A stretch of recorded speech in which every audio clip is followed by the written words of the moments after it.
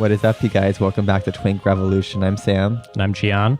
And we are here with an incredibly special guest, Howie Hawkins, the Green Party candidate for president of these United States. Howie, welcome. Thank you so much for being here. Well, thank you. It's good to be here. So, many of you have probably heard of Howie, but if you haven't, if you're not familiar with him, he's just sort of clinched the nomination for the Green Party. He's a Bay Area native, longtime sort of political activist and radical in many different interesting causes we're going to talk about. He's running with Angela Walker, who's a Milwaukee-born socialist and labor organizer, and Howie was a Teamster and a UPS, worked for UPS right before becoming a presidential candidate. He's been a lifelong activist, really involved with a lot of radical causes since the 1960s and the early formation of the Green Party, has run for governor in New York more than once, and was sort of the originator of the Green New Deal in the sense of was probably the first major candidate to run with Green New Deal as part of his platform. Yeah, that was in 2010. I was the first U.S. candidate to do that. It became the theme of our slate. We had 6 candidates, 2 for U.S. Senate special election that year, Lieutenant Governor, Attorney General, Comptroller. And that was we got nominated. We couldn't start petitioning until July because we didn't have a ballot line back then. So we came out with it in July. And Greens around the country took notice, and some people in California said, let's do a federal, Green New Deal, and came up with some things that we weren't talking about because we're running for state office, for example, cutting the military budget. And so by August, we had a statement by 62 Green candidates across the country calling for a Green New Deal. And that became our signature issue in the 2010s. Jill Stein, our presidential candidate, her theme was a Green New Deal for America. And it's both a climate recovery program, but also an economic recovery program. When I first ran in 2010, we're coming out of the Great Recession. And back then, the climate issue was still like not everybody believed it. Not like today, but we ran saying we're going to build an economic recovery by investing with major public investments in clean, renewable energy. And the idea caught on. I mean, mainstream media liked the concept. Made sense. Back when Obama got elected, they thought he was going to do the new New Deal. And, he was on the cover of Time magazine looking like FDR. That's what they thought he'd do. He didn't. So when we came up with it, a lot of people in the media took notice. So it's a good theme. The problem that's happened since late 2018 when the Sunrise Movement and Alexandria Ocasio-Cortez sat in Pelosi's office saying we want a select committee for a Green New Deal, is that they took our brand and diluted the content. Pelosi sliced and diced the idea of a select committee where they could actually put legislation on the floor. So AOC and Ed Markey came back a solution for New Deal that left out really important elements. They took the brand and diluted the content. They dropped the ban on fracking and new fossil fuel infrastructure. They dropped cut the military spending that we could invest those savings in the Green New Deal. And they extended the deadline for zero emissions from 2030 to 2050. So Pelosi never let them vote on it. They're just sitting there in the House, never voted on it. In the Senate, McConnell said, half you Democrats are running for president. Let's get you on the record. And Schumer and Markey said, that's a trick. We want hearings before we vote. And McConnell said, no, you're just going to vote. So they said to their Senate caucus or conference, vote present, because this is a trick. And all the senators did, except 4 of them voted with the Republicans no, or Democrats. So we're not going to get a Green New Deal from the Democratic Party. Joe Biden's made that clear. So that's a good reason to vote for the Green ticket this year. So that's, I guess exactly kind of what I wanted to ask a little bit about is, it's been said, I think it was, it might have been Christopher Hitchens saying that the problem with talking about voting third party is it presupposes the idea that we have 2 parties in this country. So, obviously there's many barriers to ballot access and things like that. But what does success look like for your campaign?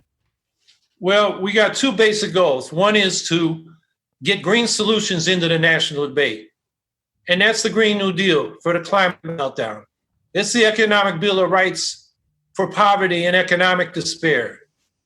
Inequality has been growing for 50 years, and now we have what they call deaths of despair. Working class life expectancies are in decline in a developed, rich country like the United States. So we're talking about a job guarantee, an income guarantee, Medicare for all, expanding the public housing till everybody has the opportunity for affordable housing, tuition-free public education from preschool through college and trade school, and doubling Social Security benefits so everybody can have a secure retirement. And then we got this new nuclear arms race. The Bulletin of the Atomic Scientist has the doomsday clock the closest it's ever been to midnight. And the last treaty between the US and Russia on nuclear arms expires next February 5th. And the negotiations, they just started and they're already stuck because the US says China has to be involved and Russia says, no, they don't. And China says, no, we don't.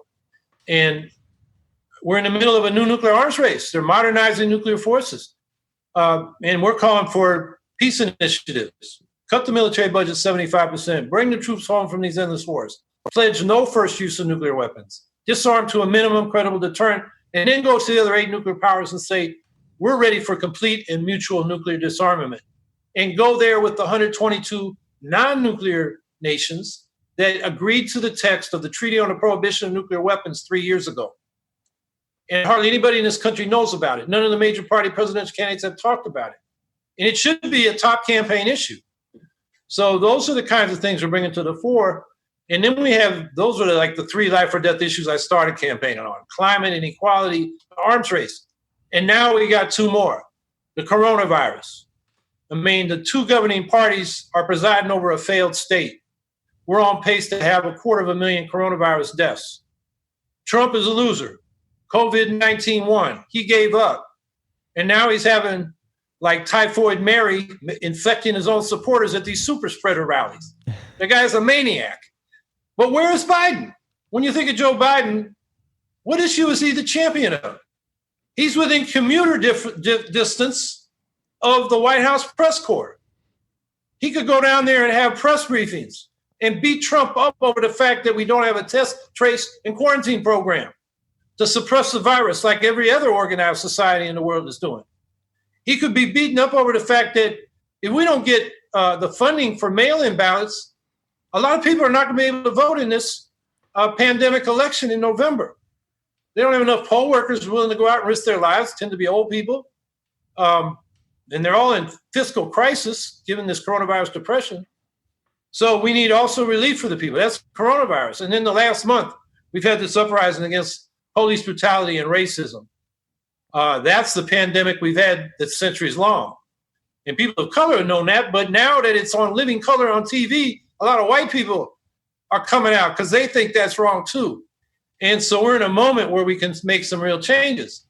But Trump wants to send in the military to suppress the demonstrations. And the generals slapped him down on that. Good for them. But what does Biden do? The first thing he says, he goes to a black church and says, police should shoot people in the leg instead of the heart. Oh. I mean, that's so tone deaf. And then when the defunding the police comes up, he says, no, we're going to add money to police departments. I mean, he's not representing them. And I would just say to the movement, yeah, let's defund the police. Let's reallocate a lot of those resources to homes for the homeless, drug treatment for the addicted instead of jail, psychologists instead of clueless cops for people having mental health crises. But that's just a drop in the bucket of what's needed for racially oppressed communities that have suffered generations of segregation, discrimination, and exploitation. So let's defund the military and put that money into a Marshall Plan for the cities to uplift these communities. So I forgot what your original question was, but those are the 5 life or death issues I'm campaigning on. Yep, no, right now. That makes sense. There are more issues we could talk about too, but those are life or death.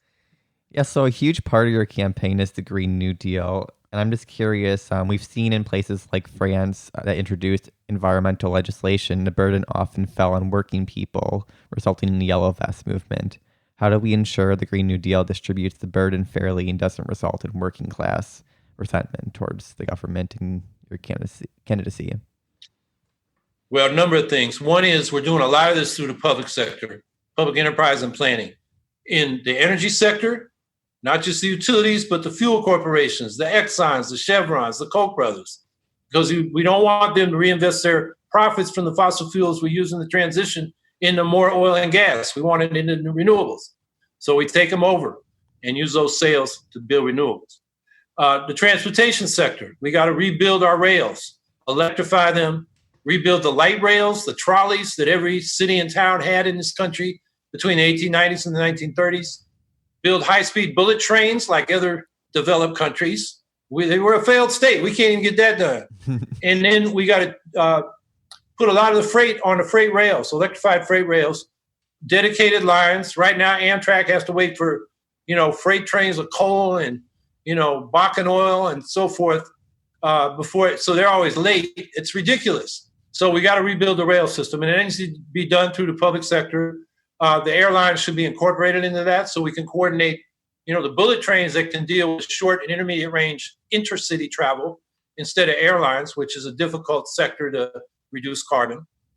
And then we got to do manufacturing. Like during World War II, the federal government in that emergency took over a quarter of the manufacturing capacity of the country.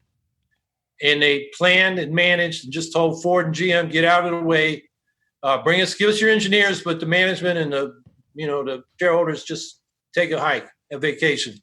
And they turned industry on a dime into the arsenal of democracy that armed the allies to defeat the fascist powers. We need to do nothing less to defeat climate change. And we need to rebuild our manufacturing because every manufacturing process has to be redone. Like instead of coke ovens for steel, we need electric arc furnaces to reduce the carbon emissions. We need to get rid of Portland cement, which relies on calcium carbonate, calcium to harden the cement. It's heated up, the carbonate evaporates in the carbon in the atmosphere. That's a quarter of the world's carbon footprint. There are other ways of making cement. So we got to, change those production processes. And we can go right through all the manufacturing and agricultural sectors and talk about that. That's what a Green New Deal's got to do. And to do it on a time frame, we got to do it to avoid the worst impacts of climate change. Like in a decade, that's our goal. We got to do it through the public sector. We can't rely on, a carbon tax here and a federal mandate there and a regulation there, which the vested industries, if we don't socialize them, will go to Congress and the regulatory agencies and gum the whole works up and it'll never get done. So that is how we got to implement this Green New Deal. So your platform in general, is very impressively radical. It has a lot of stuff which I think, everybody thinks we should have. But I'm curious in terms of, your sense of the, our political consensus machine tends to produce a kind of like negotiate from the middle, or start halfway to your opponent's position and then negotiate halfway from there. It's led to a lot of cynicism, right, around just electoralism in general on the left. What do you say to people who think electoralism is just a dead end? We shouldn't even bother. Well, to have a mass-based party of the left, it's got to be driven forward by social movements. But on the other hand, if the social movements don't support and vote for that party, they're going to be taken for granted. Because in the end, street demonstrations are a more militant form of lobbying Democrats. And if you're not threatening their votes, they're going to take you for granted. We saw that during the Iraq War. We were called the world's second superpower by the New York Times. Massive demonstrations. But then the leadership of the peace movement said in 2004, our slogan's going to be against the Bush agenda, which meant vote for Kerry, who at the Democratic Convention said, I'm reporting for duty. I'm a veteran. I can fight the war better than Bush. He wasn't anti-war. He just said, I'm a better warrior. And that really undermined the peace movement. So, we got to vote for what we want and make the politicians come to us. And, if you vote for Biden and you're a progressive, say you supported Bernie Sanders, you wanted Medicare for all, a full-strength Green New Deal, college for all, tax the rich, all those things. And you vote for Biden, you get lost in the sauce. They don't know you're a progressive. Yep. You voted for Biden. You just silenced yourself. You vote for the Greens, we're for those things and more. Everybody knows what we stand for. And that's your voice. And you can make it heard. And the more votes we get, the more leverage we'll have going forward. You know, when I got 5% of the vote running against Andrew Cuomo for governor in 2014, he had wanted to run up the vote to get ready to run for president. He wanted to get more votes than his father, Mario Cuomo, ever got. He wanted to get more votes than he got when he was first elected in 2010. And he got less. He couldn't take us for granted. He's looking at our 5%.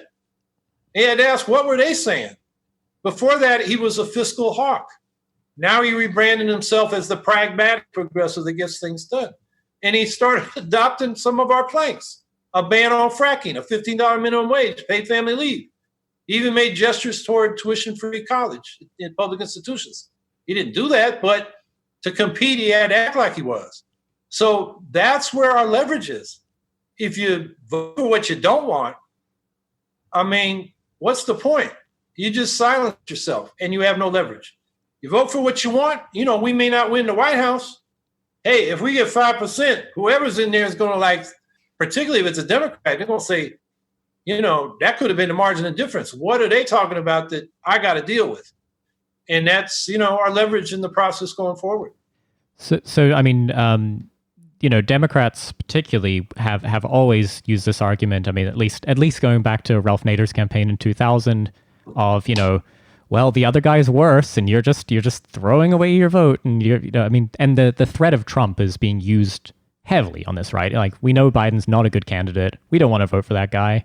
But it's always, but if you don't vote for him, you're just voting for Trump. You don't buy that, I assume. Yeah, look, they call us the spoilers.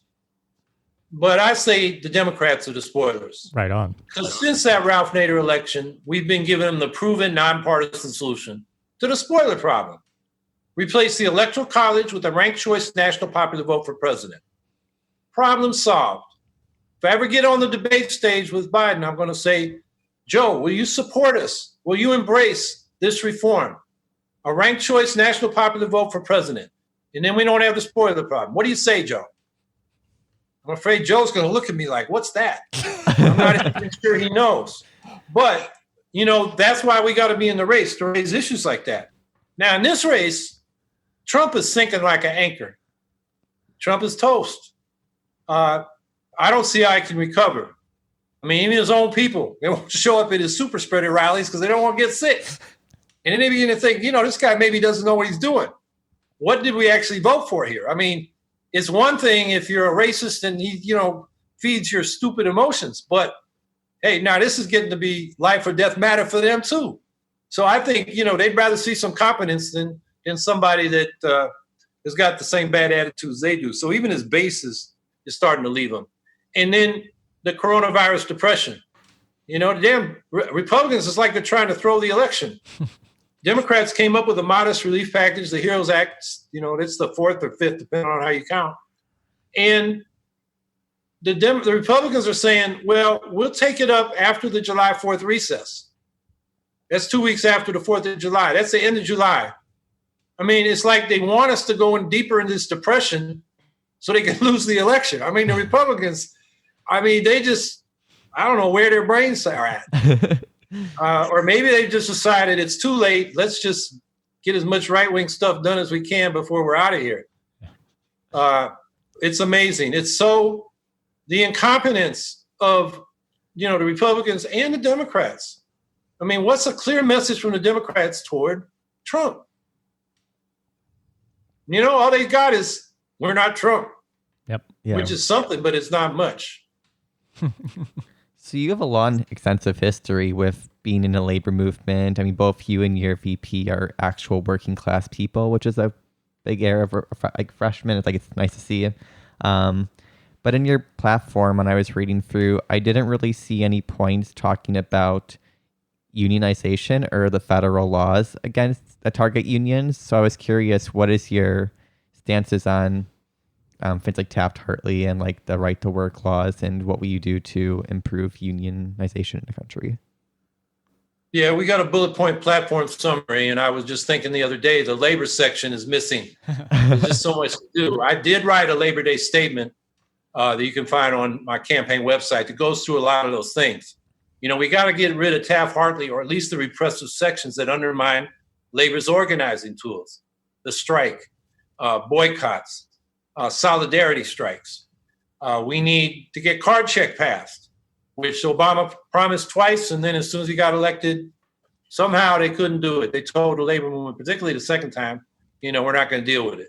And card check is where when a majority of people at a shop sign up to be recognized by the company, they're a bargaining unit. So what else? We should have a just cause for termination law, like Montana has and most countries in Europe has. So you can't be terminated because the boss wants to give your job to his nephew. Yep. There's got to be a just cause, like you're not doing the job, or for economic reasons, they got to lay people off. We need a workers' bill of rights so that their Fourth Amendment privacy and First Amendment speech and assembly rights don't just disappear when you cross the threshold of the workplace.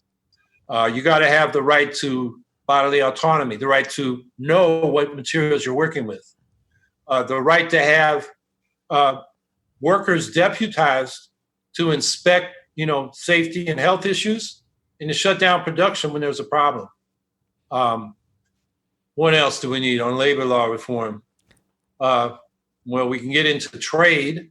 The trade deals, labor's left out of the trade tribunals, as is the public. It's only the corporations and the states.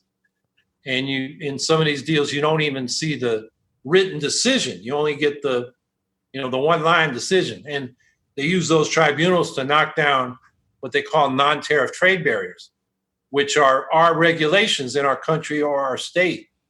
So, for example, the ban on fracking we got in New York could be challenged as a non-tariff trade barrier by the oil and gas industry under NAFTA. And we're afraid that's going to happen. So we got to have trade agreements that are transparent and designed not to deregulate and pit workers in one country against another, but are designed to uplift labor standards and environmental standards and safety standards. So there's a whole list of things we got to do. And I would just add that within the labor movement, we got to start organizing our members to act for themselves. The labor movement raises $10 billion a year in dues. And when they spend it on, fights with companies, it tends to be PR campaigns, the corporate campaigns, instead of organizing the members for strikes or job actions so they can act and speak for themselves, and in the process of doing, become better educated and more in solidarity with each other, so they can't be pitted against each other by the bosses and the supervisors and the foremen and so forth. And then on the political side, that money should not just be given to the Democrats who take us for granted. Look at card check. Obama made the promise, and then after the election, later for labor. And that's been the story of labor for the last 50 years. They got to have options. The AFL-CIO did pass a resolution a couple of years ago saying, we're going to look at all our options. So, we got 2 workers for the White House on my ticket. We're an option. And we're actually, we've been talking with some labor organizations, and we'll see what happens. Nice. So you've been involved in many sort of radical causes and political movements since the 60s. Including many that might be rightly called sort of like big tent or multi-tendency kind of movements. What do you sort of think, or what advice do you have for avoiding the sort of the traps of the co-option of that energy, sort of radical energy, into sort of liberal causes, or that tendency for things to become diffuse and for that energy to be dissipated back into the machinations of capitalism? Well, I come out of the new left, which was critical of the old left because they were slow to the environmental question. They didn't know how to deal with the peace issue. They tried to reduce everything to class. They were not always in tune on racial issues, and certainly not on feminism and gay liberation. So the new left, they were dealing with these issues that transcend class or intersect with class. That was a good thing, but the new left threw the baby out with the bathwater. The old left knew how to organize. They knew how to build organizations. So I think the New Left was overimpressed by their successes in the civil rights and anti-war movement with just mobilization in the streets. Now, those, if it's, kind of informal or ad hoc committees through the mobilization, it's very top down. People show up to the demo and they go home. And then that's evolved. It's become institutionalized, where you have billionaire liberals funding nonprofits. The staff gets hired, they sit around a table and they decide what we're going to do. And you learn about it on your email or your Facebook. And we're not talking to each other at the grassroots, which is vital to having a dynamic movement where people are getting smarter and educated, better speakers, better writers, better thinkers. And we got to be smart, to change the system. So we need to build organizations. And to me, that's a mass party, among other things. I was talking about we need to reform the unions, but the thing that's missing, what a party does that a single issue movement doesn't do. I mean, we have a lot of single issue movements and they compete for energy, time, attention, money, people. And so when they ought to be allies, they compete. In a party, you develop a platform and it's multi-issue, it's multi-constituency. It's the place where we can find our common ground. And we can build that at the grassroots and then go into the communities that ought to be more involved. 100 million people didn't vote in 2016. Disproportionately working class, disproportionately people of color, disproportionately young. So as organizers and building an organization, instead of going out and preaching and mobilizing with your leaflet and, we got the answer, join us. People in those communities say, who the hell are you? We don't know you. We hear lots of talk from politicians, but nothing happens. What you got to do is go out as an organizer knows and listen and learn and help and build relationships and friendships. And then when the trust is developed, then you can talk about your politics. And when you got the organization in the community, they know when the establishment says, tries to smear you, they say, no, we know these people. We know so-and-so. We know they're with us. We trust them. They're for the people. And then you've got something that can't be taken away. So I think that's something that's been missing in our movement politics. And like I said, I think I've been podcasts all day. I'm sorry if I repeat myself. But, no worries. Demonstrations in the end are militant lobbying on the Democrats. And I think I've said that, right? We talked about Iraq versus Vietnam. Yeah. But it's a good line, okay. and it's I think it's not said enough perhaps that people miss that relationship between single issue movements and how that really does structurally differ from an apparatus with an actual theory of change behind it, right? It's shouting in the streets does not get anything done, but it's a great way to meet the people who you might get something done with, right? Well, it gets some done. I mean, we got, take the current uprising. Congress, the House just passed the Justice and Policing Act. And I think everything in it is good. The problem is it's not nearly enough. Mm-hmm. Because you can have a law against chokeholds. We've had one in New York since 1993. Eric Garner was still killed. There's another young man rendered unconscious in Brooklyn last week by a chokehold. And the police get away with crimes and murder because they police themselves. We need community control of the police. And I'm not talking about citizen review boards. I'm talking about elected police commissions or even randomly selected like juries. And they hire and fire the police chief. They review the force and get the racists and the sadists out. They deal with the practices and policies. They deal with the budgets. And they investigate misconduct and hand out discipline. So the police are working for us instead of for themselves, which is how now they're able to get away with these crimes and murders. Yeah. Going on another point of your platform, you have the point open borders like the EU. I'm just curious what countries would be involved in this, and how do you ensure this doesn't result in economic hardship for American labor, brain drain in the global south, for an open market for exploitation from the global south, as we see in industries like farm workers or maids or stuff like that? Well, the border and the lack of status for immigrants enables them to be exploited. And the lower wages on the Mexican side and the Latin American side of the border is used as a cudgel against workers in this country. So the border is actually dividing the working class. And, when I'm talking about the whole Western Hemisphere should be like within the European Union. There are already zones like that. There's an Andean zone. There's another zone I think includes, I was looking on a map the other day. There's a Central American zone, Guatemala, El Salvador, Honduras, and Nicaragua. So we'd just be expanding it to include the United States, Canada, Mexico, and those Central American countries right on down to South America. And freedom of movement is a basic human right. The UN Declaration of Human Rights in 1948 talked about that in terms of internal movement. They were looking at South Africa, China, Russia that had internal passports. But we got a globalized economy now. Now, the brain drain problem, look, we got trade agreements like NAFTA, or now USMCA, that destroyed the farm economy of small farmers in Mexico. So they destroyed the ejido system, which was public land access for farmers. And so that got bought up by agribusiness. And these former farmers either moved to the shanty towns around Mexico City and other places or to the United States. The other people say, well, all the Latin Americans will come up here because we got better jobs.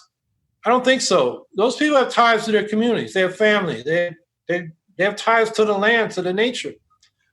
Now, people that do come up, a lot of them come up to make money and send remittances back to their families back home. Look at the European Union. Greece is flat on its back economically. But all the Greeks didn't move to Germany. Some migrated up there and they send money back to their families, but the Greeks are staying in Greece. Most people are going to stay. And, as the border opens up and you have freedom of, people should be able to move across the borders. I don't have a problem with, checking in when you cross the Mexican-American border, see if there's a warrant for your arrest. If not, welcome.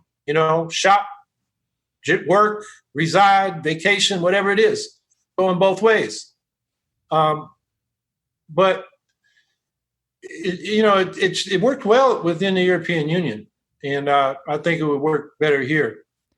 Do you think that some of the so for example, undocumented people in California, which has a relatively rich set of social services, not nowhere near perfect, but better than nothing, right? Sort of access to those for undocumented people is often used as a political football, right? To sort of say, well, we can't have Medicare for all because then undocumented people would use it or something. What's your sort of take on that in the context of more open borders or more freedom of movement? Immigrants wonder why the hell we don't have paid family leave, why we don't have Medicare for all. Most of those countries down there are much poorer than us. They got better medical and family support systems. So, Americans are worried about these people. They're not immigrating here to get health care and paid family leave. They're immigrating here to get a higher wage. And some of them have aspirations as small business people, the American dream, that's fine. But, they're not coming here to get social services. People that say that are just ignorant. They need to talk to some immigrants. They're really astounded. A mother's having a child in her home country, she'd have a year to raise that baby for a year. Here, she got to go back to work in 2 weeks. It's crazy. We got the worst family leave system. We're the only country without that kind of system, except Afghanistan joins us. It's the only other one. So, in terms of the wage issue, though, this is a slightly sticky point because there's a version of open borders, which is the sort of like Koch program, Koch funded, very much like allow labor to move across borders so that capital doesn't even have to bother moving across borders. But you're talking about something subtly different here, right? Yeah, if labor is free to move, it's free to organize across borders, like capital does, because it is free to move under these trade treaties. And, open borders won't remove the class struggle, but it'll be a better terrain for us to fight on it. So one of the sort of things you've talked about is nationalization of a lot of industries and how that's necessary to achieving a lot of these sort of gains in areas like Green New Deal. I'm sure it would help a bunch of labor struggles and things like that. I mean, it helps in a bunch of ways to do some nationalization. I feel like one of the areas of skepticism you run into, though, from say people not part of the left, is their experience of like a government operated service is like the DMV or something, some hellish bureaucracy. So what's your sort of case you make for why these industries would actually be better under state control? Well, I don't talk about nationalization as much as socialization and democratization. So take Medicare for all. The proposals before Congress are just to have the Medicare bureaucracy pay for all the medical services. And it's very top down, Senator Washington. I'm on Medicare now. I got a billing issue with them. I'm having a hell of a time finding anybody to help me straighten it out. What we're talking about in our Medicare for all system, it's going to be built into a community-controlled national health service. So you have locally elected health boards that holds the health resources and providers in that district accountable to it. And then those boards elect a state board and a national board. So it's a federated system that's democratically controlled from the bottom up. And, what's the private option? Aetna, Blue Cross, you get a phone tree there too. You nationalize it, you get a phone tree at Medicare. You democratize it, and the people control, the policy based on who they elect. You could actually have real live people answering the phone call if that's what you want in your local healthcare district. And then the communities, like I live in a neighborhood here, no doctors, no clinics. It's a 2-mile walk to the community health center where the Medicaid patients go. Half the people in the neighborhood don't have cars. The bus service is terrible, but mass transit here in Syracuse, New York isn't much. And if they got some kind of insurance and go up to the hospitals on University Hill, it's also 2 miles up the hill. And so up there, the hospitals are competing for customers. So they advertise, we got this fancy machine and this fancy treatment, and they got excess of that where we don't even have a damn doctor down here in the neighborhood. And the one doctor we had was a woman that grew up in the neighborhood, a black woman that she actually we ran her for mayor of Syracuse as a Green Party candidate back in 2001. But because she was a doctor that, believe, for example, in if you've got type 2 diabetes, let's see if diet will work. People can go on insulin, she'd give it to them, but if you want to try diet, she'd let them do that. And, it worked for a lot of people. But the medical establishment didn't like her out here having her own independent practice in the neighborhood. And I guess taking customers from them and making them maybe look bad. So the state medical board went after her after one of her patients went on a cruise who'd been on a diet and drank everything and ate everything in sight and had an insulin shock. That was not her prescription. That was his fault. She won that case. And then they said, okay, you win this round, but we're coming after you again. She now lives in Panama selling nutritional supplements. She was run out of town. That's the system we got. And so with a community-controlled system, we'd make sure that Dr. Daniels, she's our doctor here in the neighborhood, and this socialized system that's under Democratic control, make sure she's got the resources she needs. And, of course, we'll put the doctors on salary. One of the problems we have now is they get paid by the fees for service. And they're in these hospital organizations that say, run the patients through fast to get more fees. Give them tests that maybe they don't need. Give them treatments maybe they don't need. More fees. Whereas if they're on salary, then all they got to focus on is the healthcare and take the time they need and give the proper treatment. So it's a cost control issue as well as an accountability issue and an efficiency issue. Where they've done cost studies of the mandate system like we got with Obamacare. It goes back to Nixon, mandate employers and individuals. The national health insurance model, which is what we call Medicare for all now, and the fully socialized national health service. There was a study in California that looked at, those 3 models and a couple versions of the mandate and the public insurance. It was the health service that was the most cost effective. So That's where we got to go. Now, I could describe a similar system in socializing the energy sector, or what we want to do in manufacturing. In the Green New Deal, we want to have public ownership of new manufacturing that, builds the new technologies we need. Coke ovens instead of electric arc furnaces for steel, and cement that doesn't emit carbon like Portland cement does. That's 5% of the world's carbon footprint, and so forth. Have them publicly owned, but lease them to worker cooperatives so the workers can control their labor process, and the net income is shared, or you call it the profit, is shared equitably among the workers according to how much labor they contributed. So we're talking about democratic socialism, not just state ownership. I mean, Saudi Arabia nationalized the oil industry, but that's no model for us. Do you want to do this one? Yeah, go. Oh, cool. Yeah. So you were quite active in the anti-Vietnam War movement in the U.S., and you've outlined how you're anti-war, you want to end the wars. I was curious, what will you do to ensure that veterans and current soldiers get treated for past wrongdoings by the government, for example, like exposure to Agent Orange, Gulf War syndrome, and like the rising suicide rates of PTSD for veterans? Yeah, that's been a real battle. And once you're in the VA system, they do now acknowledge those are, war-related industries, and you actually get a higher level of support from the VA. If you're at the minimum level, you got to pay copays and so forth. It's not completely free like it ought to be. But on the other hand, getting into the VA system is difficult. And sometimes you got to prove that, you were in a place where you might have got exposed to Agent Orange in Vietnam or depleted uranium in the Middle East. So that's something we got to keep fighting on. And then the other thing for veterans, if we're going to cut back on military spending, we're going to demobilize a lot of people. We talk about a just transition now in the transition to clean energy for oil and gas workers, for example.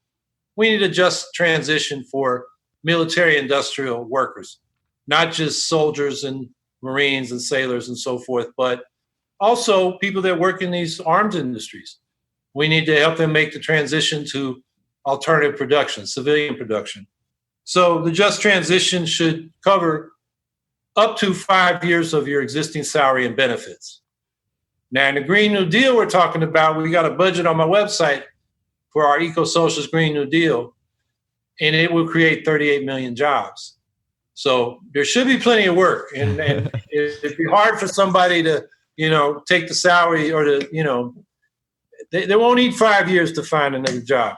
So I think that's another angle to that we need to keep in mind. The just transition should be for people demobilized by peace conversion, as well as by clean energy conversion. So our last question for you, I mean, we really appreciate your time, and we know you have a lot of other things to be doing, is kind of how can people help? I mean, you've got your website, howiehawkins.us.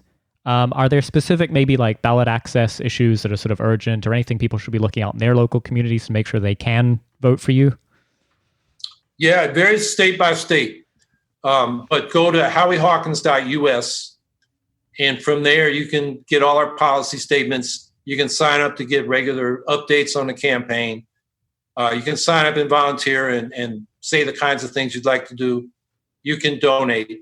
And in terms of what's needed in a particular state, I can tell you right now, we're closing in on federal primary matching funds. We've raised about $200,000. When we get that, we're going to get about $200,000 more dollars, which we're going to plow right back into ballot access. And the states where we particularly need money right now to reach that goal are Minnesota, Connecticut, and Virginia. So if anybody's listening there, see if you can help us out, because you're the last states. We need to get 20 states where we have at least $5,000 in contributions of $250 or less. So we got 3 left, and we want to get that done quick. So, and then ballot access. We got 25 states we're on. We got 26 more jurisdictions to go, because there's 51 counting DC. And we're going to get on Guam's advisory vote too, but that's in the bag. That's not hard.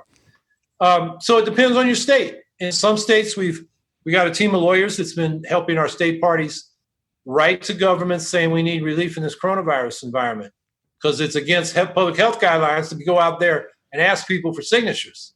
You got to social distance. I mean, we do have people doing it in some states where we did get relief. They're wearing shields and masks and carrying hand sanitizer and sanitizing the pen every time it's used and all that. But in some states, they just put us on because we've been on for many election cycles. Vermont did that. Illinois said, we're not going to do that. So we sued the bastards and we won. And then they appealed. And last Sunday, we won again. So we're on the ballot in Illinois. New Jersey and Maryland agreed to let us do electronic signatures instead of physical signatures. So, it's different in every state. But if you go to the website, there's a ballot access page. There's also a matching funds page where you can see in bar graphs how close your state is to reaching 100%. So that's where to go, howiehawkins.us. And then from there, you can find out what's needed in your particular state. And we have staff organizers. We got a national organizer, and we're filling out the state by state and regional organizing. So they can put you in touch in your state, in your community with what we need there.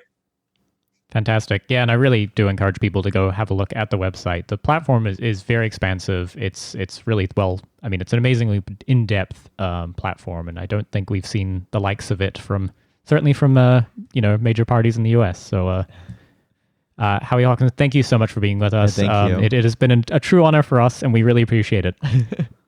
Well, I was glad to be here. Thanks for having me.